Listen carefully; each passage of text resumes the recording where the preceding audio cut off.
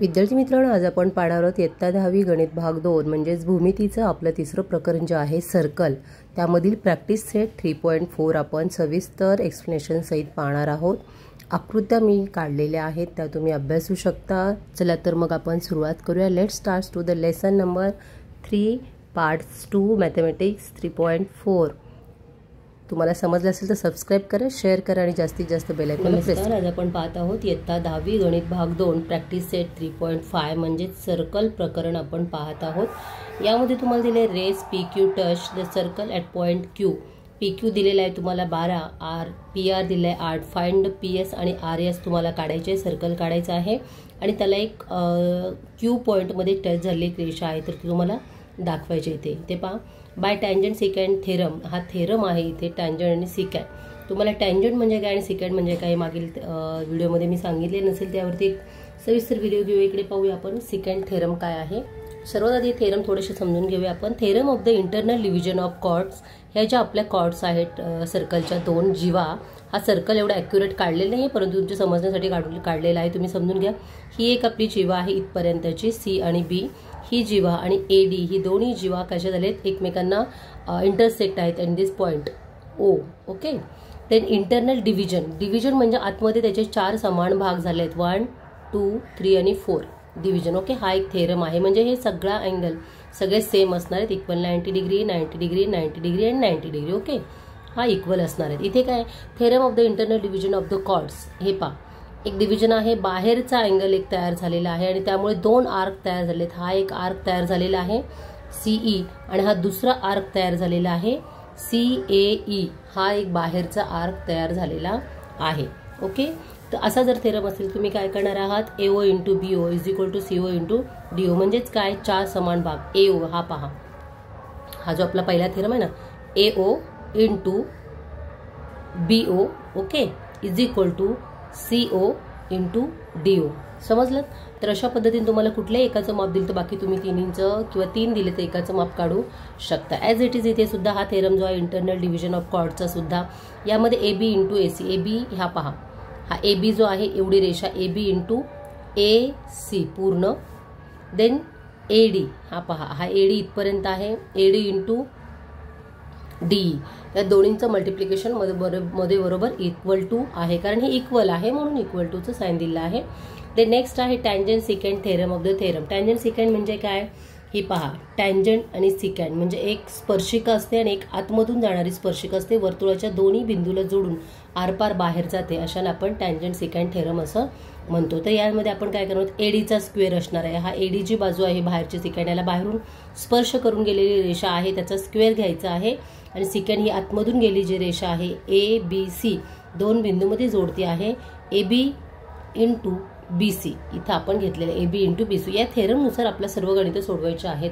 अशा प्रकारची फिगर जर तुम्हाला आली तर तुम्हाला हा थेरम वापरून सोडवायचा आहे। इथे तुम्हाला हाच आहे बाय टँजंट सिकँड थेरम मध्ये ही जी रेषा आहे स्पर्शिका PQ स्क्वेअर आणि बाकीच्या वरच्या दोनचं मल्टिप्लिकेशन, इथे सुद्धा तेच आहे। तर तुम्हाला हा PQ दिला असेल 12 स्क्वेअर, PR दिलाय 8, हा पहा हे दिलेलं आहे। तर आपण काय करणार आहोत, हा सोडणार आहोत। इथे खरं तर फिगर तुम्हाला अशी काढलेली हवी होती। ओके, आपण मी लगेचच तुमच्या समोरच काढून दाखवते। फॉर एक्झाम्पल हा एक बिंदू आहे, ओके, ही स्पर्शिका तुमच्याशी गेलेली आहे, याला नाव देऊया आपण P आणि हा आहे तुमचा Q। ओके, हा आहे R आणि हा आहे S। ओके, म्हणजेच काय PQ चा स्क्वेअर घेतलेला आहे आपण इथे आणि इथे काय केलेलं आहे PR into PS। Okay, into PS। दुसरं इथे काय केलं आहे पहा, PR इंटू RS आणि into is equal to PS म्हणजे हा पूर्ण PS घेतलेला आहे, बरोबर। मग काय येणार आपला दोन्ही साईडने आपण सोडून पाहू की तिथे पहा PQ चा स्क्वेअर 12 आहे, PR 8 आहे, PS आपला काढायचा आहे परंतु आपण काय करणार, याचा 12 घेतला, याचा स्क्वेअर रूट किती आहे ना 144, 8 जशाच तसा PS। आता आपण इकडे PS ची व्हॅल्यू काढल्यामुळे PS आपण एका बाजूला ठेवूया, 8 इकडे डिवाइड होणार आहेत, 8ने जर डिवाइड केलं तर आन्सर आपला 18 येत आहे, म्हणजे PS इज इक्वल टू 18। म्हणजे तुमचा हा जो PS ही पूर्ण रेषा जी भेटली आहे ती आपल्याला किती भेटलेली आहे, 18 सेंटीमीटर भेटलेली आहे। ओके, देन नेक्स्ट आता तुम्हाला PS भेटलेली आहे, PR plus RS is equal to PS इथे आहे, PR plus RS then it gives काय येणार आहे PS येणार आहे, म्हणजे आपलं PR 8 भेटलेली आहे, RS तुम्हाला काढायचे आहे। PS सुद्धा 18 भेटलेली आहे. आता आपण आपला किती सोपं झालं. RS आपण ठेवूया 18 - 8 करूया, किती भेटला RS = 10, म्हणजे आपल्या दोन्ही आन्सर इथे भेटलेले आहेत, PS आणि RS. ओके, तर अशा प्रकारे तुम्हाला प्रॅक्टिस सेट 3.5 व्हिडिओ जरी आवडले असेल तर व्हिडिओला सबस्क्राईब करा, शेअर करा आणि हा व्हिडिओ जास्तीत जास्त आपल्या मित्रमैत्रिणींपर्यंत पोहोचवा. आणि अशाच प्रकारचे सर्व स्वाध्याय आणि प्रॅक्टिस सेट्स इयत्ता 1ली ते 10वी पर्यंत सर्व विद्यार्थ्यांच्या पाहण्यासाठी चॅनलवरती खूप सारे प्लेलिस्ट बनवलेल्या आहेत. तुम्हाला जी प्लेलिस्ट हवी ती तुम्ही पाहू शकता, अभ्यास करू शकता. चला तर मग question number 2, chord MN and chord RS intersect at point D.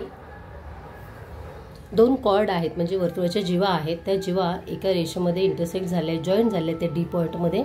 तर तुम्हाला इफ RD = 15 दिलेला आहे आणि RDS 4 दिलेला आहे. फाइंड DN तुम्हाला काढायचं आहे. Same as it is RS 18, MD 9 आणि FS D. तुम्हाला फिगर काढल्याशिवाय हे समजणार नाही. हे पहा, इथे आकृती दिलेली आहे तुम्हाला. हा D आहे मध्ये, RS आणि MN.